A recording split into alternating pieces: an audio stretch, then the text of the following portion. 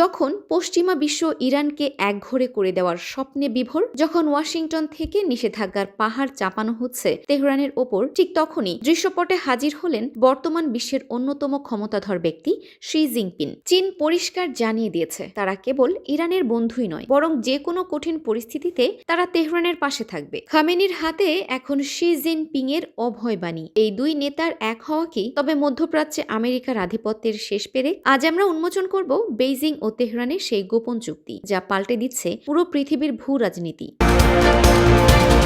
চীনের এই পদক্ষেপ কোনো আকস্মিক ঘটনা নয়। প্রথমত, চীনের অর্থনীতির চাকা সচল রাখতে প্রয়োজন প্রচুর জ্বালানি, আর ইরান হলো তেলের খনি। চীনের পাশে দাঁড়ানোর মাধ্যমে ইরান তাদের জ্বালানি নিরাপত্তা নিশ্চিত করছে। দ্বিতীয়ত, আমেরিকা এখন চীনকে 1 নম্বর শত্রু হিসেবে টার্গেট করেছে। চীন জানে আমেরিকাকে মধ্যপ্রাচ্যে ব্যস্ত রাখতে পারলে দক্ষিণ চীন সাগরে বেইজিং এর ওপর চাপ কমবে। শি জিনপিং মূলত ওয়াশিংটনকে এই বার্তায় দিয়েছেন যে, তোমরা যদি আমাদের সীমানায় হস্তক্ষেপ করো তবে আমরা তোমাদের মিত্রদের আঙিনায় আগুন জ্বালিয়ে দেব। এটি দাবার বোর্ডে দেওয়া এক নিখুঁত চেকমেট। চীন ও ইরানের সম্পর্কের ভিত্তি হলো সেই ঐতিহাসিক 25 বছর চুক্তি। চীন ও ইরানের সম্পর্কের ভিত্তি হলো সেই ঐতিহাসিক 25 বছরের চুক্তি। এই চুক্তির আওতায় চীন ইরানে বিশাল বিনিয়োগ করছে, আর বিনিময়ে ইরান দিচ্ছে সস্তায় তেল। কিন্তু এর গভীরতা কেবল ব্যবসা নয়। চীন এখন ইরানকে অত্যাধুনিক রাডার প্রযুক্তি, সাইবার সিকিউরিটি এবং ড্রোন টেকনোলজি দিয়ে সাহায্য করছে।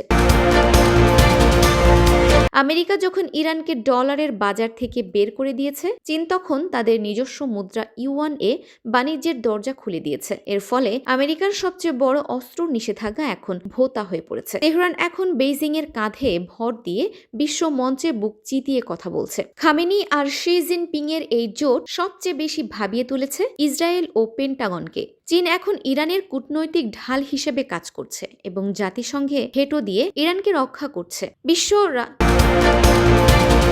বিশ্ব রাজনীতি এখন এক নতুন মেরুকরণের দিকে। একদিকে আমেরিকা ও তার মিত্ররা, অন্যদিকে চীন, রাশিয়া এবং ইরান। এই নতুন অক্ষশক্তি কি পারবে আমেরিকার একচ্ছত্র আধিপত্যের পতন ঘটাতে? আপনার কি মনে হয়, চীন ও ইরানের এই জোট কি দীর্ঘস্থায়ী হবে? কমেন্টে আপনার মূল্যবান মতামত জানান।